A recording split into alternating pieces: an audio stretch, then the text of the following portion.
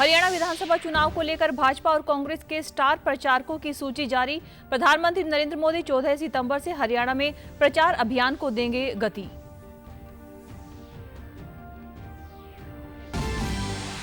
हरियाणा में नामांकन प्रक्रिया पूरी। प्रदेश की सभी 90 सीटों पर 1715 प्रत्याशियों ने भरे नामांकन पत्र। आज होगी नामांकन पत्रों की जांच। सभी दलों का चुनाव प्रचार तेज। और प्रधानमंत्री नरेंद्र मोदी ने पैरालंपिक खिलाड़ियों के शानदार प्रदर्शन को सराहा। कहा, रिकॉर्ड प्रदर्शन से समाज की दिव्यांगों के प्रति सोच बदलने का काम कर रहे हैं खिलाड़ी।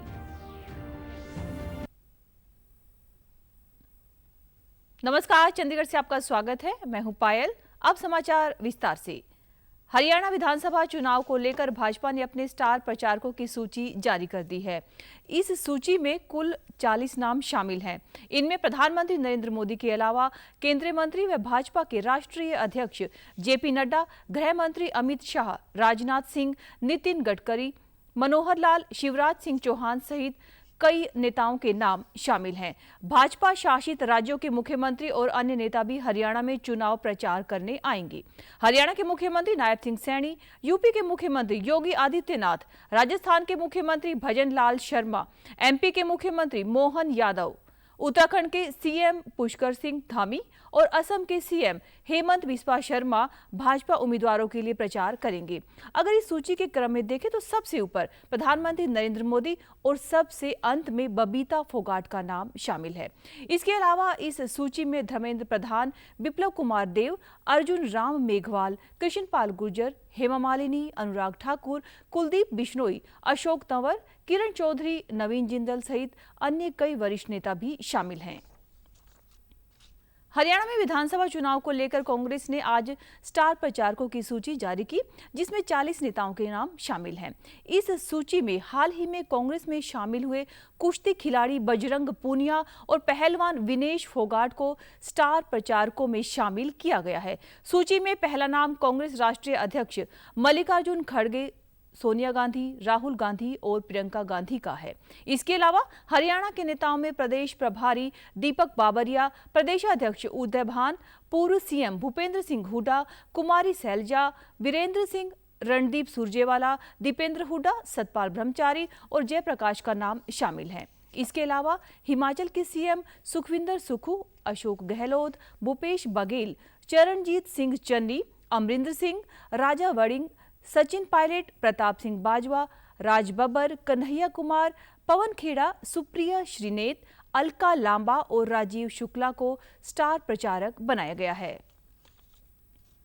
हरियाणा में 5 अक्टूबर को होने वाले विधानसभा चुनाव को लेकर कल नामांकन के अंतिम दिन तक सभी 90 सीटों पर कुल 1715 नामांकन पत्र दाखिल किए गए। कल एक ही दिन में 1088 नामांकन पत्र दाखिल हुए। आज सभी नामांकन पत्रों की जांच की जाएगी। नामांकन के अंतिम दिन तक विभिन्न दलों के प्रत्याशियों के नामों की घोषणा होती रही। कल नामांकन प्रक्रिया पूरी होने के बाद अब राजनीतिक दलों का जोर चुनाव प्रचार पर रहेगा। 16 सितंबर तक नामांकन पत्र वापस लिए जा सकते हैं। भाजपा और आम आदमी पार्टी ने इस बार सभी 90 सीटों पर उम्मीदवार उतारे हैं। वहीं कांग्रेस ने 89 सीटों पर उम्मीदवार उतारे हैं और भिवानी सीट पर माकपा के प्रत्याशी का समर्थन किया है। जजपा आसपा गठबंधन ने 89 सीटों पर, जबकि इनेलो ने 51 और बसपा ने 38 सीटों पर प्रत्याशी घोषित किए हैं। इस बार के चुनाव में 4 खिलाड़ी पहलवान विनेश फोगाट, WWE रेसलर कविता दलाल, कबड्डी खिलाड़ी दीपक हुड्डा और स्किट शूटर आरती राव भी मैदान में हैं। हिसार विधानसभा क्षेत्र से कल देश की सबसे अमीर महिलाओं में शामिल व पूर्व मंत्री सावित्री जिंदल ने निर्दलीय प्रत्याशी के तौर पर नामांकन दाखिल किया। वहीं सिरसा से गोविंद कांडा ने निर्दलीय, देवेंद्र कादियान ने गन्नौर, रानिया से पूर्व मंत्री रणजीत सिंह चौटाला, नलवा से संपत सिंह, बलराज कुंडू, रणधीर गोलन, नयन पाल रावत और राजीव जैन ने आजाद उम्मीदवार के तौर पर नामांकन दाखिल किया। पूर्व सांसद और भाजपा प्रत्याशी डॉक्टर अरविंद शर्मा ने कल गोहाना विधानसभा सीट से अपना नामांकन दाखिल किया। नामांकन के पहले विश्वास रैली का आयोजन किया गया, जिसमें मुख्यमंत्री नायब सिंह सैनी शामिल हुए। इस अवसर पर संबोधित करते हुए मुख्यमंत्री ने कहा कि लोग कहते हैं कि मुझे बहुत कम समय मिला, लेकिन इस समय में भी हमने रिकॉर्ड काम किया है और यह सिर्फ एक ट्रेलर है। पूरी फिल्म 8 अक्टूबर के बाद दिखेगी। उन्होंने कांग्रेस पर हमला करते हुए कहा कि कांग्रेस के 10 सालों में कामों की तुलना हमारे शासन से नहीं हो सकती। कहा ये तो घोषणा कर रहा कहा मैंने कहा मखा हुड्डा साहब, आप 10 साल मुख्यमंत्री रहे, मैं तो 56 दिन रहा, आप मिलान करके तो देख लो कौन सा भारी पड़ रहा। ये तो ट्रेलर है, अभी तो 8 तारीख के बाद पिक्चर शुरू होगी। मगा कांग्रेस के लोगों आपको फिल्म दिखाने का काम करेंगे। जबरदस्त काम नरेंद्र मोदी जी के नेतृत्व में हरियाणा प्रदेश को आगे बढ़ाने का काम ये हमारी सरकार करेगी। भाजपा प्रत्याशी डॉक्टर अरविंद शर्मा ने कहा कि कांग्रेस के कुशासन के चलते 2014 में जनता ने उन्हें सत्ता से बाहर किया था और वे लोग कभी सुधर नहीं सकते। हरियाणा की जनता भी उन्हें खारिज करेगी। हरियाणा में विधानसभा चुनाव के मद्देनजर राज्यपाल बंडारू दत्तात्रेय ने 14वीं विधानसभा को भंग करने की सिफारिश को स्वीकार कर लिया है। विधानसभा सचिवालय द्वारा कल इस संदर्भ में एक अधिसूचना जारी की गई है। अब नई सरकार के गठन तक नायब सैनिक कार्यवाहक सीएम के रूप में कार्य करते रहेंगे। इस दौरान वे कोई नीतिगत फैसले नहीं ले पाएंगे। हालांकि आपातकालीन स्थिति में वह फैसले लेने के लिए अधिकृत भी होंगे।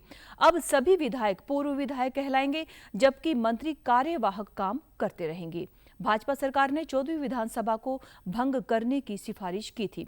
मुख्यमंत्री नायब सिंह सैनी की अध्यक्षता में 2 दिन पहले हुई हरियाणा मंत्रिमंडल की बैठक के दौरान यह फैसला लिया गया था।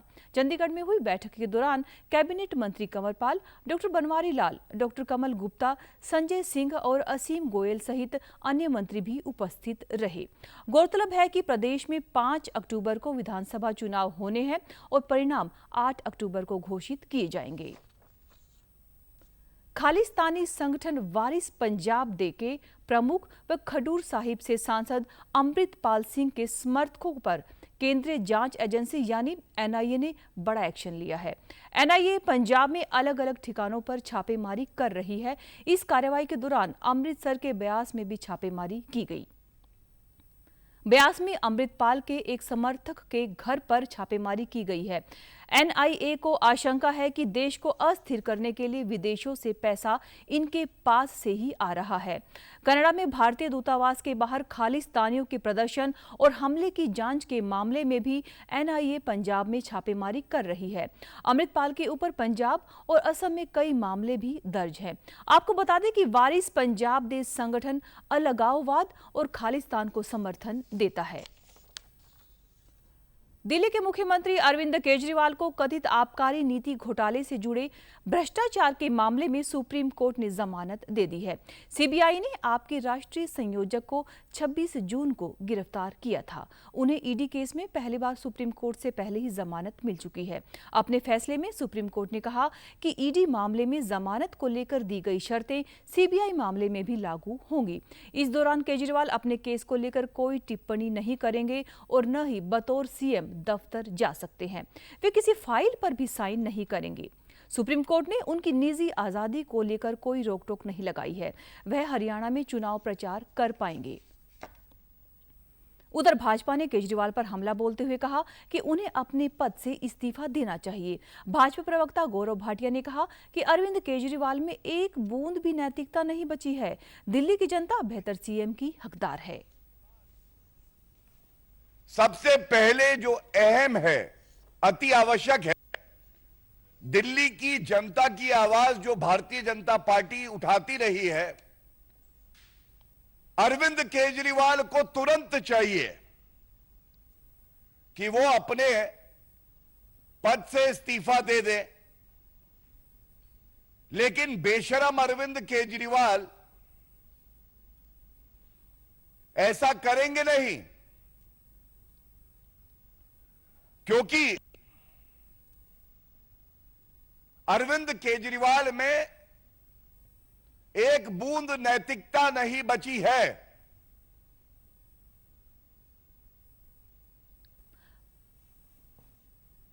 पंजाब एवं हरियाणा हाईकोर्ट ने अधिकारियों के भरोसा दिलाने के बावजूद राज्य के असलाह खाने से गायब हुए 10 में से 9 हथियार बरामद करने में असफल रहने पर पंजाब पुलिस के प्रति असंतुष्टि जाहिर की है। जस्टिस विनोद एस भारद्वाज ने कहा कि 4 महीने बीत चुके हैं, जबकि राज्य में और भी जवाबदेही है। पुलिस ने बरामदगी यकीनी बनाने का वायदा किया था, पर अब तक सिर्फ 1 हथियार ही बरामद हुआ है। जस्टिस भारद्वाज ने कानून लागू करने वाली संस्थाओं की सुरक्षा के लिए जवाबदेही और पारदर्शिता की जरूरत पर जोर दिया और कहा कि अदालत विशेष जांच टीम के सदस्यों की नाकामी के लिए अनुशासनात्मक कार्यवाही करने के लिए तैयार है। हालांकि सूबे के वकील से बाकी गुम हुए हथियारों के बारे में व्यापक रिपोर्ट पेश करने के लिए अंतिम अवसर देने की मांग करने के बाद अदालत ने 12 नवंबर तक का समय दिया है। बेंच ने पंजाब के असलाह खाने से कार्बाइन गायब होने के नोटिस के बाद दिसंबर में राज्य के डायरेक्टर जनरल ऑफ पुलिस से हल्फनामा मांगने से पहले पंजाब सरकार को लताड़ लगाई थी। उन्हें विभिन्न थानों से सरकारी हथियारों और गुम हुए हथियारों की जानकारी देने के लिए भी कहा था।